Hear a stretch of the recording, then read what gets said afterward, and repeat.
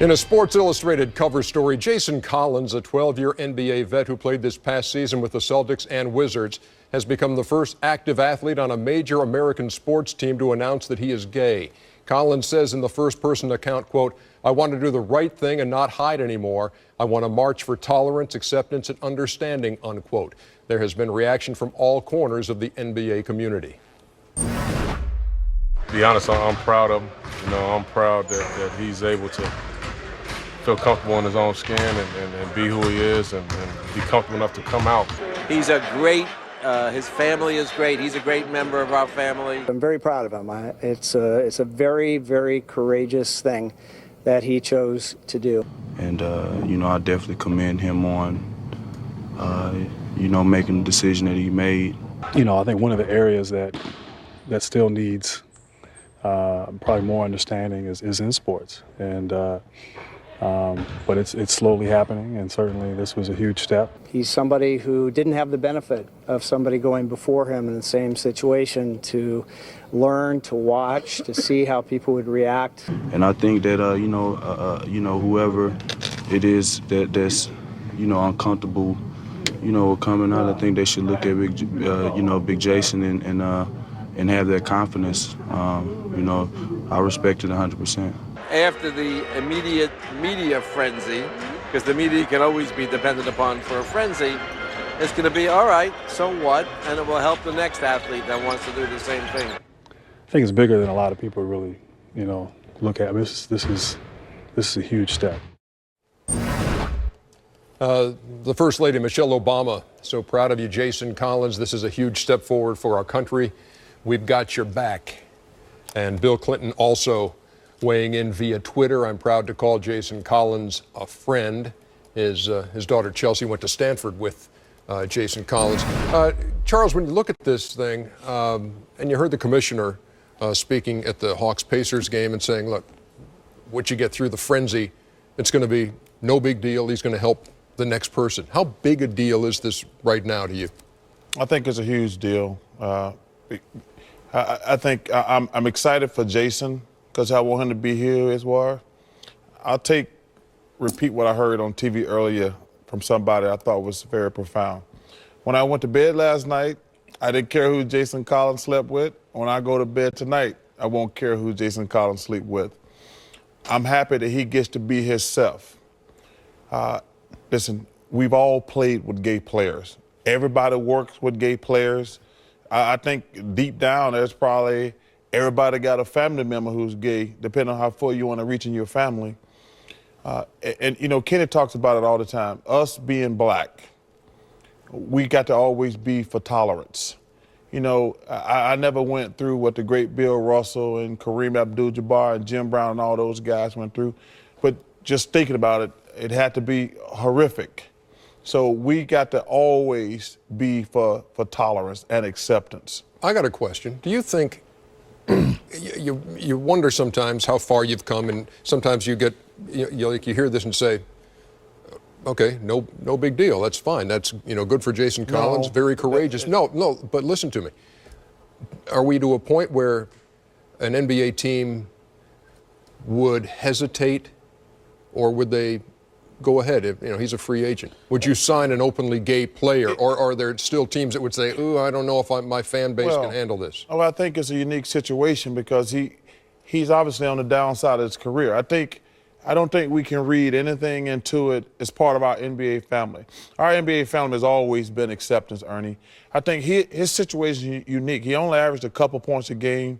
He's an older guy. I don't even know if he would have been re-signed anyway. So I think it's a little bit unfair for people to read the quote-unquote the tea leaves. But Ernie, let me tell you something. Doc Rivers had a great tweet today. Players are going to be a lot more accepting than the public is. We've all played with gay players. I think the one thing I want to come out this conversation, though, to be honest with you, is some people is not going to like this. I think they should have the right to express that. We should not crucify them. I disagree with them, and it's all right to disagree. But we live in this thing right now where anybody who comes out against it is going to be crucified, and I think that's unfair. What do you think, Shaq? Man, I think he showed great character. I think he showed great leadership. He's a historian now. History was made today, and I'm very proud of him. You know, he was a tough kid, and you know he should be remembered for what he has done for the NBA and what he has done for society, not be remembered for what he does behind closed doors. And you see, he's wearing the number 98 this year in memory of Matthew Shepard, who was a University of Wyoming student who was killed in 1998. And he was an openly gay individual. And so that's part of the message that Jason Collins was sending out this year as he played for the Celtics and the Wizards. Well, it's interesting that we finally found out I didn't know that at all. No one ever expressed that. I don't think even in the news to me. But I think overall, like Chuck said, there are going to be people who disagree with anything, because of their religion, because of their culture, because of their bringings up. And you do have the right to have some of those influences influence your decision. But the same way, you always have to go back and think, would I be comfortable working with someone who stole something? Would I be comfortable working with an adulteress? Would I be comfortable working with someone who didn't pay their student loan? Would I be comfortable with someone who's gay? And all of those things, you have to think about. And like I said, when you don't include, as Chuck was said, I like to say, you don't include, especially as an African American, it's difficult to throw that stone because, yeah, you can have a difference, but you still have to have inclusion. And in your inclusion, you have this societal box that we all live in, and we all have to tolerate, and we all have to be part of, as long as we don't be detrimental to each other's growth. And I'm gonna bring it back basketball-wise too.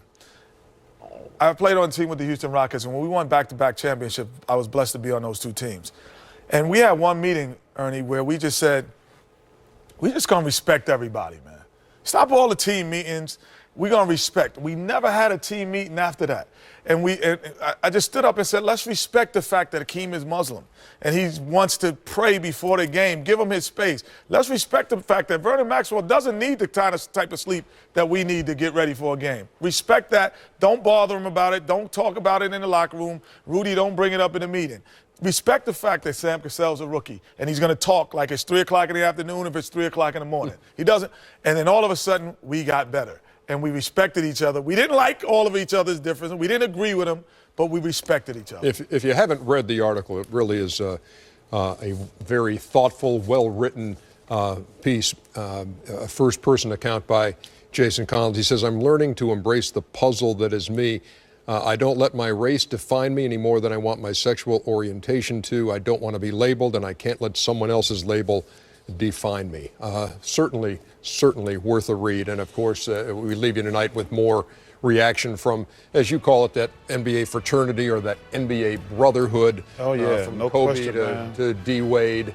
And so certainly news that got everybody's attention today. It was the biggest thing in the world today, Ernie. A lot of folks weighing in. And you know what? And rightfully so. And we'll see what the long-range impact is of a decision made on one day and an announcement made by one 12-year NBA vet. We'll see you tomorrow night.